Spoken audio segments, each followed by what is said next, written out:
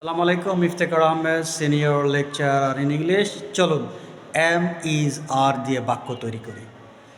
আমি একজন শিক্ষক, আই এম এ টিচার। তিনি একজন doctor, he is a doctor. তুমি একজন engineer, you are an engineer. আবার আসি, আমি একজন ব্যবসায়ী, আই অ্যাম আ বিজনেসম্যান। তুমি একজন ব্যবসায়ী, you are a businessman. Kamal সাহেব একজন ব্যবসায়ী, mister Kamal is a businessman. তারা পরিশ্রমী, দে আর ইন্ডাস্ট্রিয়াস। আমি পরিশ্রমী, আই অ্যাম ইন্ডাস্ট্রিয়াস। তুমি পরিশ্রমী, ইউ আর ইন্ডাস্ট্রিয়াস। সে হয় মেধাবী, হি ইজ ব্রিলিয়ান্ট।